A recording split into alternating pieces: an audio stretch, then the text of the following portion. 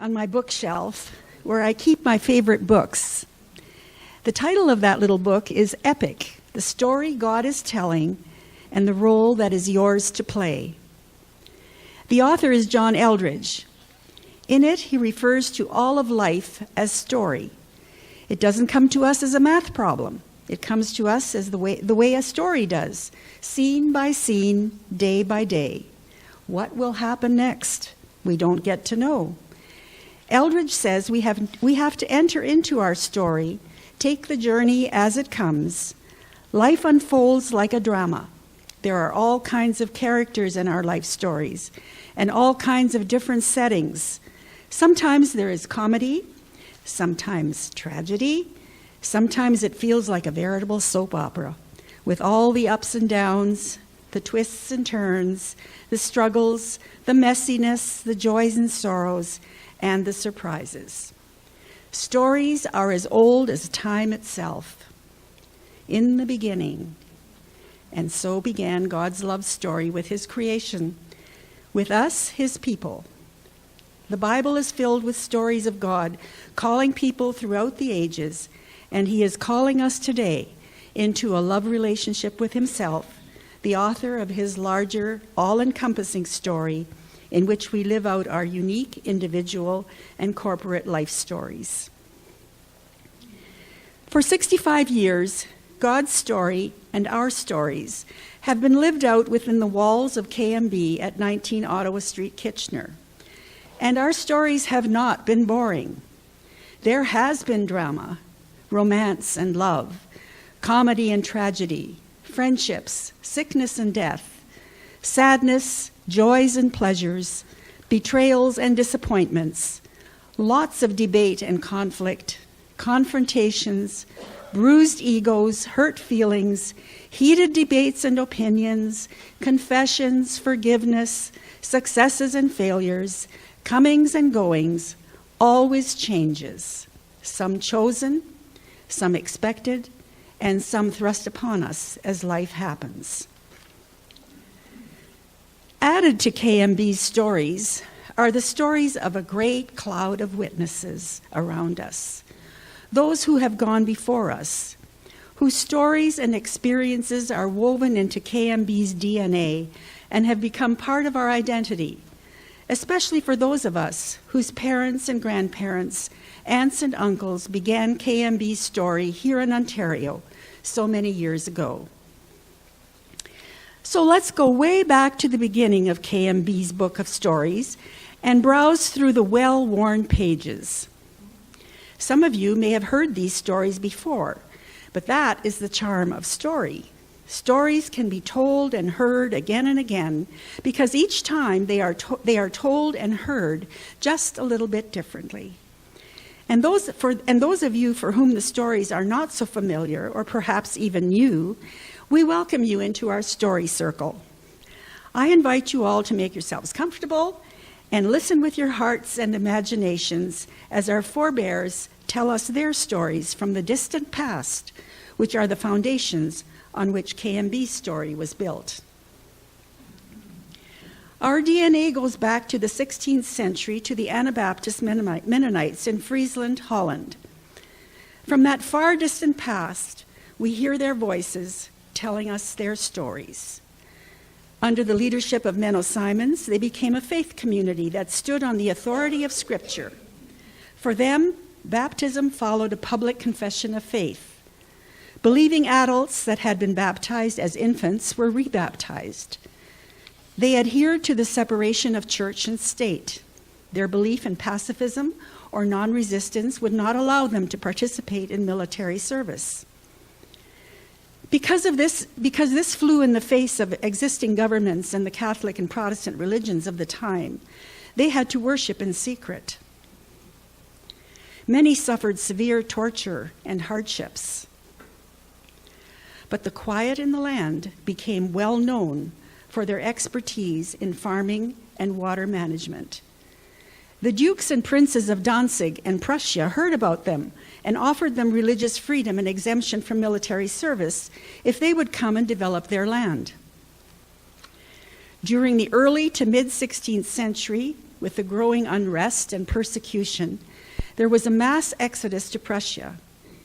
Here, their Dutch dialect became Germanized and became known as Low German or Plattdeutsch. It was used in social and family situations.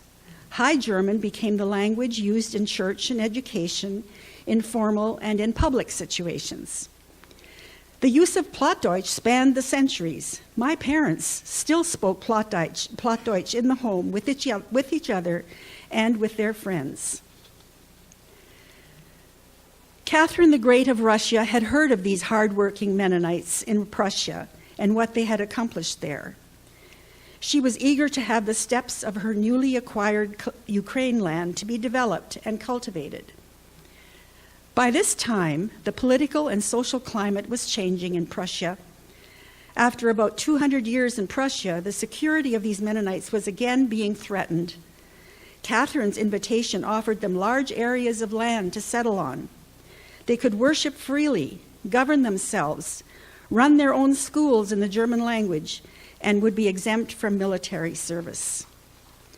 Starting in 1788, by foot and wagon, 8 families made their way to the new promised land, followed soon after by another several hundred families. By the late 1800s and early 1900s, with the pioneer years behind them, they had developed a thriving economy based on all kinds of agriculture. They perfected techniques of tilling the soil and improving crops, manufactured all kinds of efficient farm equipment, and planted large orchards. They developed an improved strain of dairy cattle and horses. They contributed to Ukraine becoming the breadbasket of Europe. Flour mills turned their hardy strain of wheat into fine flour.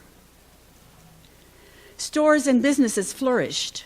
Some were known for their photography, and others built the famous Kroger clocks. They established an education system providing elementary schools, high schools, girls' schools, teachers' colleges, and business schools, schools for the mute and deaf. They built orphanages, homes for the aged, and general hospitals. The Bethania Mental Hospital, which it was called at that time, was established in 1910 and was the only one in Europe at the time. It provided care for acute and chronic mental illness, people with epilepsy, and with developmental and nervous disorders. It is deemed one of the most successful projects among the Mennonites in Russia. All were staffed by their own Mennonite doctors and nurses who had received their training in Germany and Switzerland. By the 1900s, there were over 50 settlements with a total of some 440 villages linked together by language, culture, and the Anabaptist faith. One historian called it a veritable Mennonite commonwealth. In 1830, a young evangelical German Lutheran preacher, Eduard Wüst, came to the area. A pietistic spiritual revival slowly took hold among the Mennonite colonies. The existing Mennonite church had become formal and lifeless over the years. His preaching stirred the spiritual embers and flames of the hearts of many. In 1860, a small group of Mennonites who were deeply moved by this revival chose to leave the existing Mennonite church. They formed a new church and named it the Mennonite Brethren Church. They reveled in their newly ignited spiritual fire and mission and passion. There also are many stories of strife and growing pains, but eventually the Mennonite Brethren Church found its place among the community. Their hearts also turned to mission outside their community. A traveling tent mission was begun among the Russian populace, and the first missionary effort to India came out of the KMB church. These voices from the distant past tell us their stories of prosperity and productivity. In the year 1889, my grandfather, Peter Riediger, a secondary school teacher, and later an itinerant preacher, had been asked to speak at a public function. James Urey, in his book, None But Saints, quotes him as saying, "In no other country on earth have Mennonites achieved such security and prosperity as in Russia. Little did he know that their world would soon be irrevocably turned upside down." The Crimean War in the 1850s caused the first few cracks and tremors in these golden years. By 1915, Russia had become involved in the First Great War against Germany. There was increasing political upheaval that eventually spawned civil war and the Bolshevik Revolution in 1917. Terror reigned. Now the stories are of bandits and soldiers invading homes at any time of the day or night. Barns, livestock, houses and goods appropriated, ransacked or destroyed, women beaten and raped, men, fathers and husbands killed on the spot or taken away, many brutally massacred. Crop failure resulted in widespread famine throughout the land. That, together with severe cold weather, no available wood for heating, inadequate clothing, and the unending civil strife that constantly crisscrossed the villages, finally resulted in a typhus epidemic, which necessitated mass graves. One historian states that typhus actually killed several times more Mennonites than were killed during the Civil War and Revolution. Their plight became known among Mennonites in North America, who began relief efforts to help their beleaguered, destitute brothers and sisters. In September 1920, these efforts were all centralized to form a new Mennonite Central Committee, which we now know as MCC. After intense negotiations, an agreement was reached that allowed the entrance of MCC relief shipments to the Mennonite settlements in Russia. Field kitchens were established from which the aid was distributed. When our families got together, our elders would tell us stories. Invariably, they would talk about the welcome arrival of basic foodstuffs from North America that staved off starvation. That winter, $2 million worth of food and clothing was sent to Russia. The famine had decimated the farmers' horses and draft animals, so tractors and grains were sent to help with reconstruction. But the situation continued to deteriorate. Many concluded that emigration was the best solution for them. A central committee for colonization was established by Mennonites in North America in order to help this come to pass. Several North American men gave themselves to the arduous task of negotiating with officials and government. They were referred to as the Moseses of the Mennonites. Moscow needed to agree to release the emigrants, and a country needed to be found who would take them in. Finally, after a roller coaster of tireless efforts and repeated appeals to the various levels of the Canadian government, Canada declared its willingness to accept them. The CPR Railway became involved by loaning them the cost of ship and train fare. And after lengthy, intense appeals and conversations, the Ontario Mennonites finally agreed to become the sponsors of these waiting immigrants and take them into their homes. This took a lot of courage and commitment on their part. The exodus began. By the end of 1924, 8,000 Mennonites had been transported to Canada. In 1925, 3,772 left Russia, followed by 5,940 more in 1926. After 1926, the doors all but closed. Imagine the gathering at the train station, the day that marked the beginning of their trek out of Russia. One last look, one last goodbye to everything and everyone they had known. Some even having to leave their daughters, sons, and relatives behind with no assurance of ever seeing them again. Amongst those gathered were people who were still waiting and hoping that their emigration application and papers would soon be approved by the Moscow officials. There were also those who, for a variety of reasons, had to or decided to remain in Russia, some hoping for better times.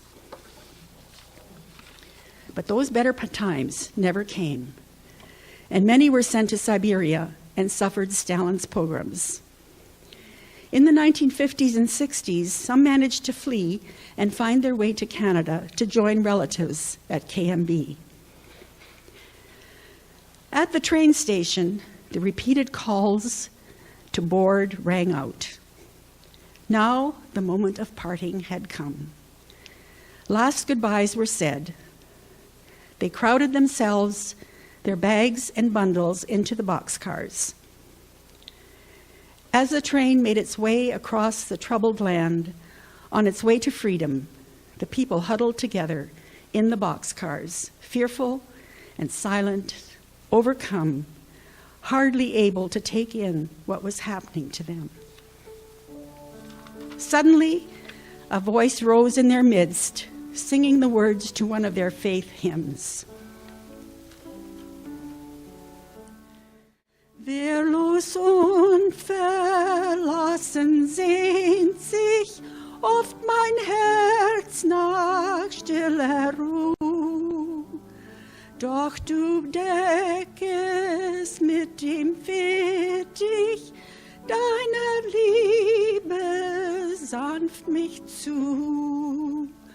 Unter deinem sanften Fittich find ich Frieden, Trost und Ruhe. Denn du schirmest mich so freundlich, schützest mich und deckst mich zu. Soon the boxcar was filled with the words and melody of one hymn after another. Together they sang and leaned into their faith and trust in God. Their trembling hearts were comforted and filled with new hope and courage as they began their journey towards an unknown future. What a relief when the train finally passed the Red Gate at the boundary between Russia and Latvia.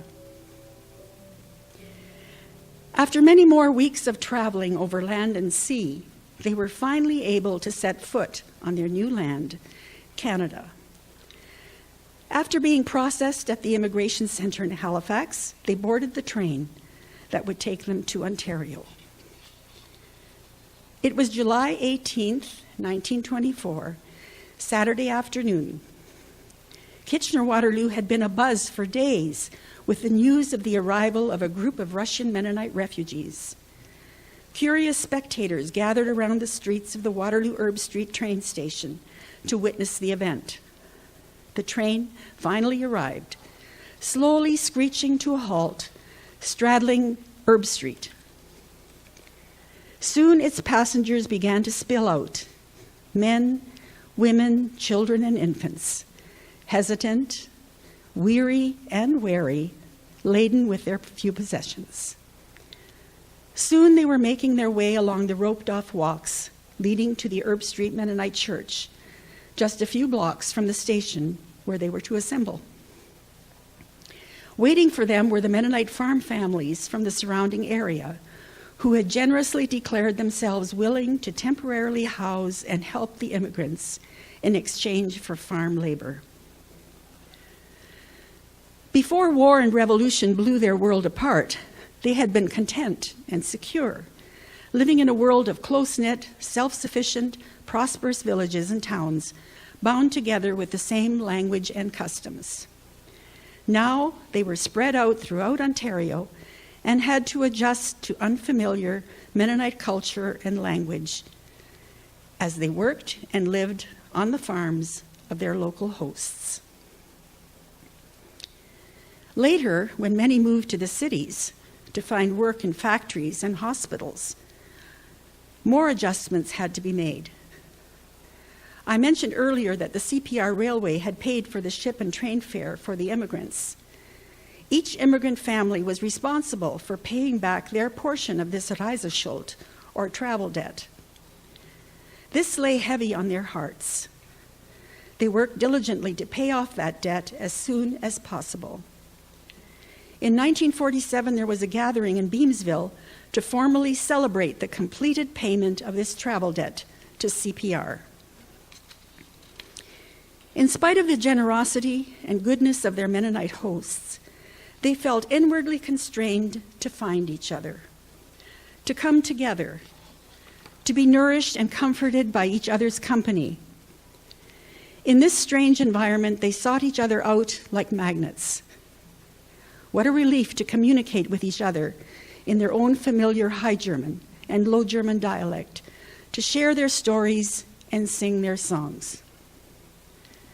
They longed for their own familiar expression of worship. So they met together in local groups, in local homes, in the local homes.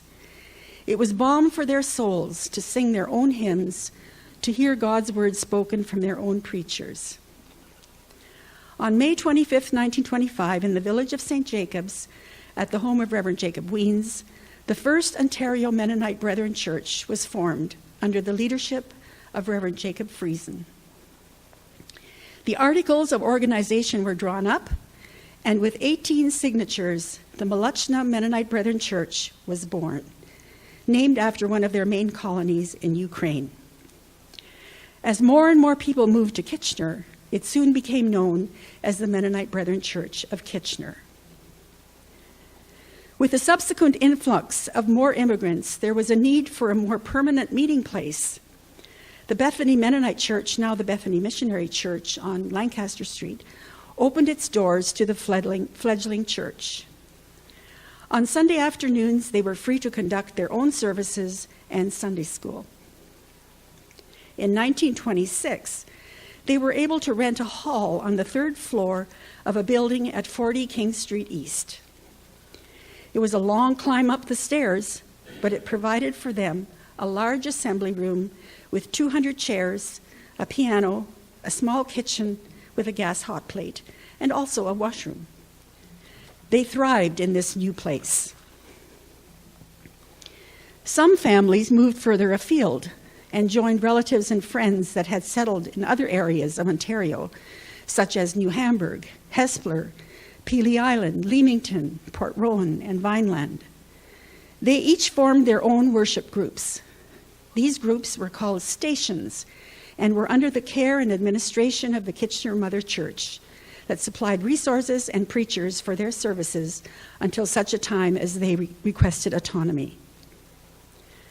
From the very beginning, preaching and teaching God's word was of paramount importance. Henry H. Jansen succeeded Reverend Friesen and became a strong, dedicated preacher, teacher, and visionary leader. It was he who had the vision of uniting the various MB churches in Ontario into a corporate body. He began negotiations with the churches. Proper applications to the government were made, and the establishment of the Ontario Conference of Mennonite Brethren Churches was finalized on August 28, 1932. In 1935, the congregation's longing for their own church building was realized. By this time, the church had a membership of 151. They were able to buy and move into a small church building at 53 Church Street. Those first years were years of circling the wagons, processing the wounds and trauma of the past, and negotiating life in a new world, in a different culture, while remaining true to their values and tenets of faith. They were no longer in a homogeneous colony, and they were surrounded by their own, and were not surrounded by their own kind. Their homes, places of work, and schools were right in the midst of the world.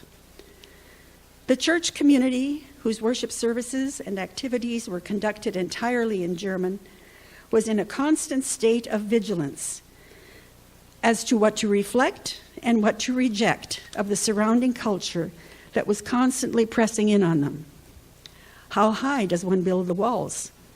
Can we afford to lower them? It was all the more important, therefore, to foster group solidarity and to keep outside worldly influences at bay. Lipstick, earrings, playing cards, smoking, drinking alcohol, dancing, attending movies, Sunday sports, and showing too much skin for female clothing were definitely signs of worldliness and frowned upon. And women definitely did not wear slacks.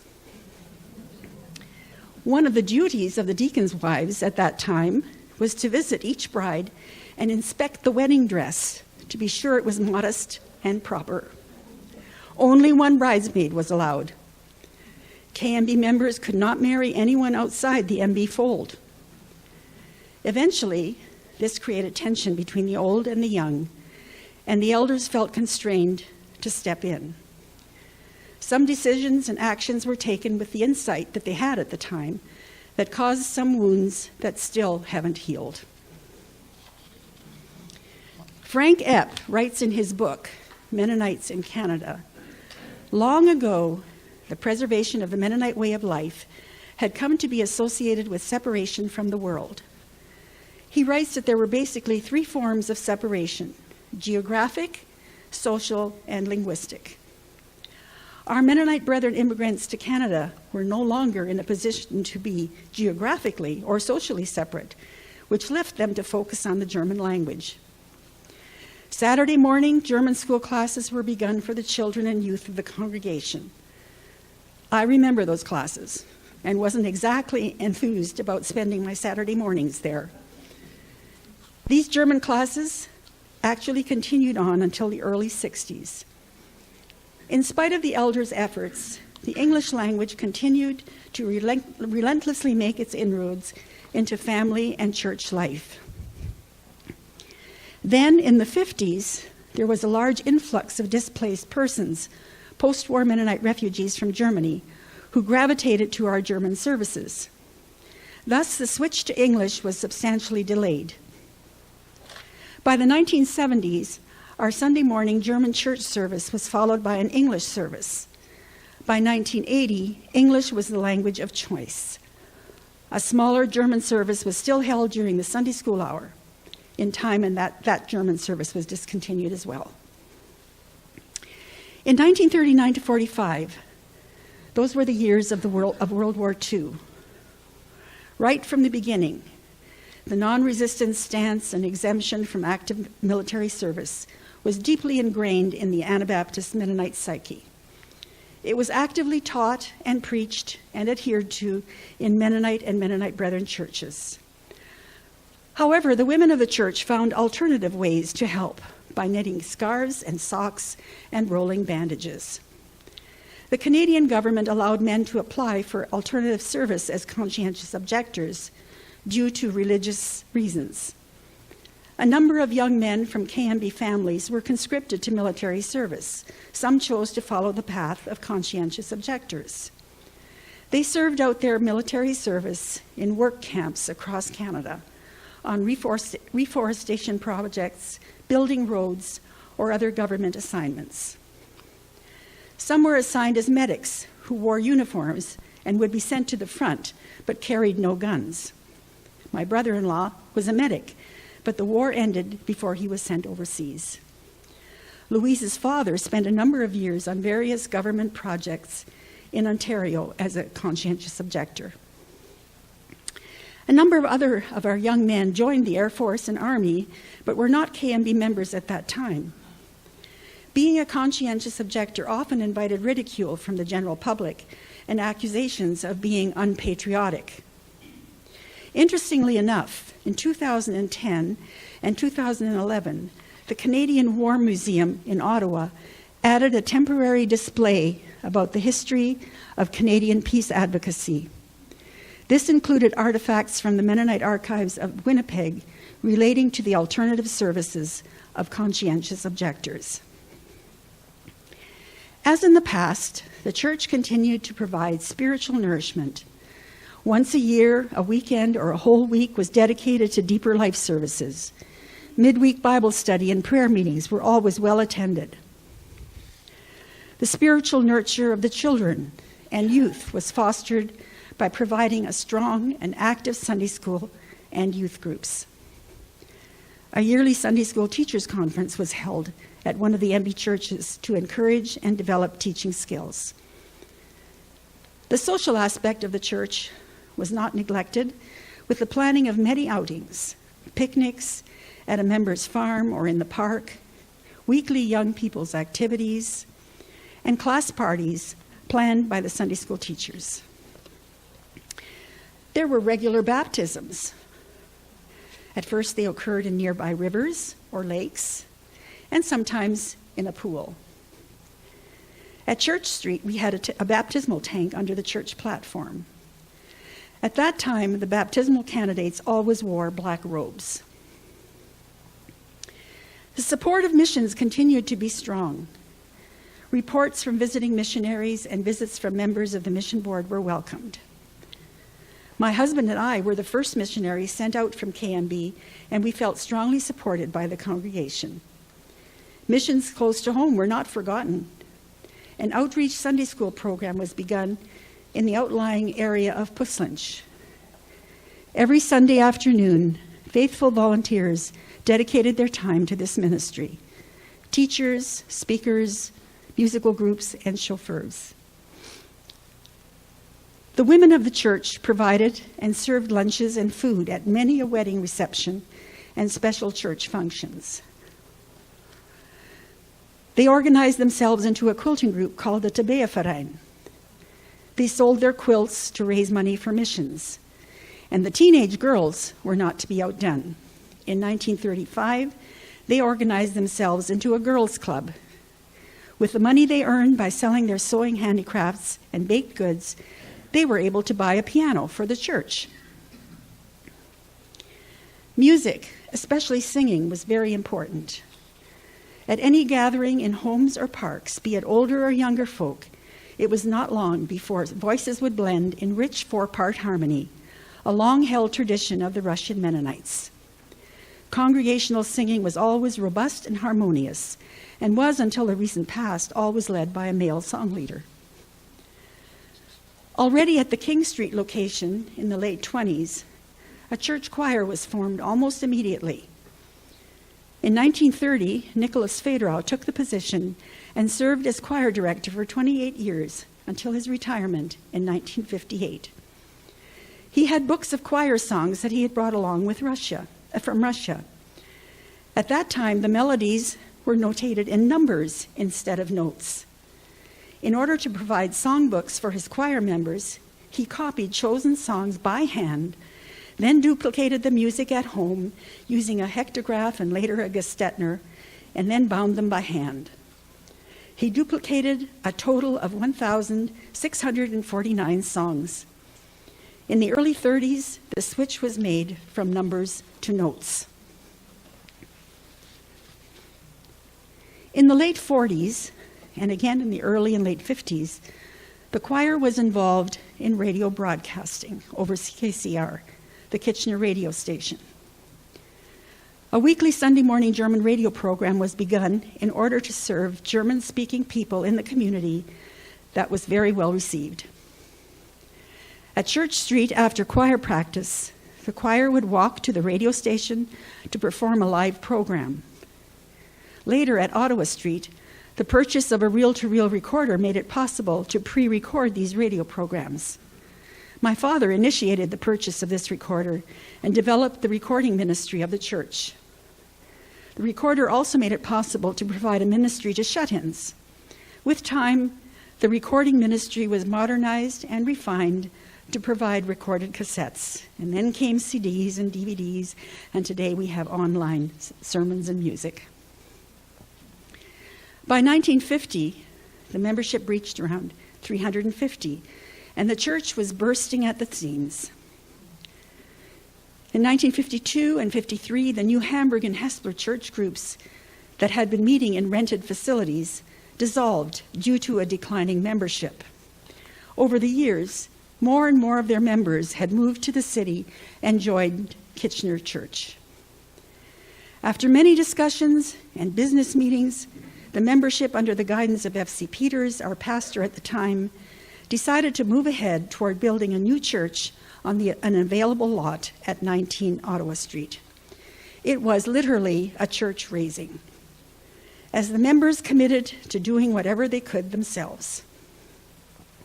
After all, they had an architect, bricklayers, electricians, carpenters, painters, and construction workers in their midst, and a lot of dedicated, willing volunteers. Old and young, men and women, pitched in during any available hours that they had, doing whatever needed to be done. Those of us who were teens at that time remember making a youth activity of sanding the wooden wall paneling in the sanctuary. Those that couldn't actively participate bathed the undertaking in prayer. How thankful we were that there was no loss of life or major accident. With praise and thanksgiving, they moved into their new house of worship in January 1953, full of hope, excitement, and anticipation for the future. As the membership continued to grow, close to 400 by 1956, an education wing was added, which subsequently housed the Conference Bible School for 10 years. The addition included a kitchen in which KMB women provided for many wedding receptions. Later, in 1971, a gym auditorium was built with a large, efficient kitchen which provided the necessary space for a variety of church and community functions. There was an explosion of activity when the congregation moved into their new building on Ottawa Street. Creative, caring, and committed Sunday school teachers enjoyed their new facilities. There was no shortage of eager, energetic children of all ages. There was also a well-attended Sunday school for youth and adults. In 1956, Story Hour was begun as an after-school ministry to community children. It was later called Kids Alive and is still active today. An annual VBS summer program was begun. The work in Puslinch continued until the mid-1960s. Midweek family evenings were started with Bible study and activities where the whole family would be served. Pioneer Girls and Christian Service Brigade for Boys was launched. Energetic and dedicated youth sponsors led the senior and junior youth. A Saturday activity called the Pie Factory brought church and community young people together for Christian band entertainment, a short testimony, and fellowship over homemade pies and coffee. The original Women's Tabeaverein, begun in 1930, continued until 1980. Another group, calling themselves the Gabenverein, began in 1938 and ended in 2005. Then, in 1962, the Women's Christian Fellowship was formed and ended in 2009. Each group was vibrant and well-attended. They conscientiously raised money for missions and special projects. My husband and I were the recipients of the newly formed Women's Christian Fellowship's first project. We were in the Belgian Congo at the time, expecting our first baby in 1962. Their package of diapers, baby clothes, and other baby needs arrived just in time. Included was a crib quilt they had made, and my daughter found it amongst her storage. In the 80s, some young moms got together and formed the Friendship Circle, later called Mom's Time Out. Music continued to be an integral part of the church. When the Ottawa Street Church was built, Federer was responsible for researching and insisting on the best possible acoustics for the choir. The worship services were enhanced by at least 3 choir songs. They prepared and presented many outstanding programs and cantatas. The choir had an excellent reputation, and the church was always packed with visitors at these performances. In December 1954, the choir wore maroon choir robes for the first time, which were later replaced with green robes. We also had a male choir, a girls' choir, and a youth choir. A small hospital choir was formed that faithfully sang and ministered in our 3 hospitals for many years. A group of young people went to sing at the local Canadian Institute for the Blind. KMB and Niagara Peninsula churches took turns hosting a weekend of choir and hymn singing. Our services were also blessed with solos, duets, and trios, especially when we still had Sunday evening services. And we also enjoyed male quartets. In the 50s, there was the Mennonite Quartet, and in the 60s, the Sacred Song Quartet became well known in the area, as well as in Germany, where they visited and sang in local churches. Through the years, other male quartets emerged as well. In the late 70s, Jake Willems began the Reach Out Choir, later called Celebration Choir, as a Sunday afternoon youth activity. It was very popular among the young people who invited their school or work friends to participate. Their enthusiastic presentations brought in the singers' families, and some from the community stayed with the church. Young people couldn't wait to be old enough to join. In the 1980s, there was a major shift in popular music. The change also began to show itself in Christian music, which caused much dismay and distress among some members. In the 1990s, in order to accommodate both styles of music, there was an early contemporary service, followed by a traditional service. Later, we had one blended service. During the 80s and 90s, drums and guitars, new songs and choruses, worship leaders and overheads slowly became part of the church's worship music.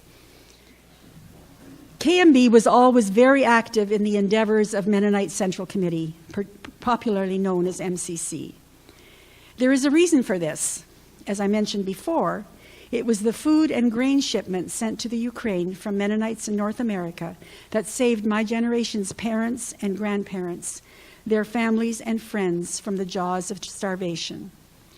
After World War II, it was MCC who established and managed the refugee stations in Germany, where the refugees from Russia were processed, screened for health issues, vetted and cared for before being allowed to leave for Canada. Many of them found their way to KMB. So our involvement was KMB's way of showing our gratitude. Our youth took part in making and serving pancakes and sausages during the yearly New Hamburg MCC Fair. The women provided a major portion of the baked goods and also volunteered to sell them at the bake tent. Mounds of Zwieback, Zuckerzwieback, and Rosinenstritzel were bought up in no time.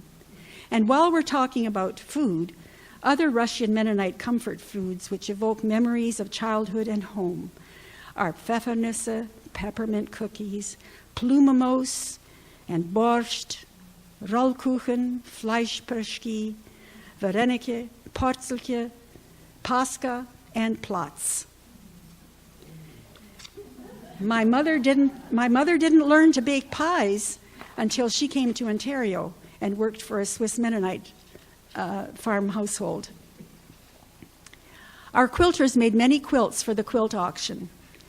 A group of KMB women still meet once a week to work at quilting and knotting. Many of our men volunteered their services at the fair as drivers, money managers, and auction helpers. KMB was and still is very involved in volunteering at the thrift shops. Our people also participated in Mennonite disaster service. Louise remembers being with a group of young people who shoveled out water from basements during a disastrous flood in Galt in 1974. The House of Friendship was supported financially, and also with volunteers who helped them assemble food hampers to be distributed to the needy of the community. Around 1960, a number of German-speaking Mennonite Brethren immigrants from Brazil and Paraguay joined KMB. By then, KMB was already well on its way to incorporating the English language. These new immigrants preferred the German language, and in 1961 decided to leave and form their own church, the Zion Mennonite Brethren Church. They bought the Jewish synagogue on Madison Avenue East. Upon its dissolution in 1982, some did return to KMB. In 1961, a group from KMB began a mission Sunday school project at the Brighton School in Waterloo. Relationships were made with local children and their parents. The fledgling church gradually became a viable entity. In 1964, KMB purchased a lot on which the first daughter church, Waterloo Mennonite Brethren Church, was eventually built. By 1980, KMB had a membership of 500. In 1987, another intentional church plant was initiated. KMB again pledged funds. Land was bought, and the Glencairn MB Church was birthed. A large contingent of our young families moved over to Glencairn. Many years later, we felt the impact of having lost a large segment of our younger generation who would have been active later in KMB's ministries.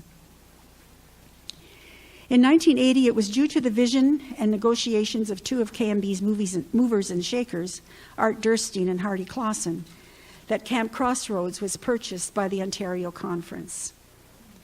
Over the years, KMB members volunteered countless hours on building projects, on committees, in the kitchen, as counselors and administrative staff, and as chauffeurs. Generations of campers testify that camp was a spiritual watershed experience that molded, shaped, and directed their lives. In the late 80s, Canada received many refugees from Laos and El Salvador. The church was involved with several families to help them get settled and become familiar with their new country. In 1992, the General Conference of Mennonite Brethren mandated the writing and publication of the book, Your Daughters Shall Prophesy, edited by John E. Taves, Valerie Rempel, and Katie Funk-Ween. Our pastor at the time, Ron Taves, initiated a study of the book in our adult Sunday school, followed by an evening of open discussion and conversation. Yes, emotions really ran high. This was one hot topic, but it could not be avoided and had to be addressed. The process was begun. Beginning of 1994, a number of our women, along with several Glencairn and WMB women, were active in the newly established Ontario Women's Network. We hosted a day of presentation and dialogues at KMB for interested women and men. Today, we listen to women pastors and speakers behind the pulpit. Churches are free to employ women pastors. Women are free to voice their opinions at congregational meetings, free to participate in any boards and committees, be treasurers, lead singing, be choir directors, be ushers, take up the offering, and serve communion. Right from the beginning, a dedicated group of deacons provided spiritual, physical, and emotional support for the sick and needy. Their ministry included visiting and providing for the needs of the sick and shut-ins and chauffeuring people to appointments. Throughout the years, until the present, the deacons provided a Christmas banquet for seniors that was always a highlight. When someone died who had no or little family, they stepped in to provide support and finances for the funeral. In the 70s, the deacons provided a fellowship meal after the service. Throughout the years, our flower and decorating committees graced the sanctuary with their artistic and creative arrangements and displays, especially at Christmas. And we had faithful librarians that developed and maintained our library and resource center. Our trustees diligently looked after keeping the building in good repair, inside and outside. The archive committees worked hard at gathering, sorting, cataloging, and storing all aspects of KMB's history. 93 years of page turning, how things have changed over those 93 years. We acknowledge them with humility and gratitude. All those years beside still waters and green pastures, but also those that were painful, disturbing, confusing, and disappointing, and those in the depths of the valley. All those years were a gift to us, throughout which the Lord our shepherd was always there with us, ready to redeem our successes and failures, to help us grow and become. But KMB as a body had grown older, had diminished energy and vitality. There seemed to be a lot of gray heads sitting in those pews. These past few years have brought us to another threshold of crisis and change. We needed help and guidance. The Canadian Conference sent us Dave Jackson, who became our spiritual and therapeutic guidance counselor. We were led to take a long, hard look at ourselves, become transparent and vulnerable with each other, recognize and address our strengths and weaknesses, confess our shortcomings, agonize over issues and stumbling blocks. Tears were shed, hard choices had to be made. I believe God planted the seeds of merger into the hearts and minds of KMB leadership and Pastor Chris, lead pastor of our daughter church, WMB. And so it came to be that we celebrated that merger on October the 7th, 1918. 4 months have already passed, and look at us today. We are now turning pages together with WMB. What a joy to see young children and babies in our midst. We already have had a baptism. Hope for the future again. There is a fresh spirit of faith, hope, and love. It has been said, without loss, there is no change, and without change, there is no life. As with any relationship, we are getting to know each other, learning to work together, making adjustments, respecting each other's feelings, and making allowances for each other's personality, quirks, and foibles. Some changes take longer to process and are more painful than others. We need a little more time to adjust to the structural changes being made to the house that Jack built, to the church home that we built, lived in, and had our being. But we also know that God is growing us as we let go. We also know that the next chapters in our book are going to reveal a really good, exciting story. One day, we will be joining that cloud of witnesses. Future generations will one day look back through this book and recognize the unbroken thread of God's patient, constant, redeeming, and transformative love and care as the story unfolds. Let us stand and lift our voices in song as we continue to look forward to turning the pages together and lean into our story within God's story.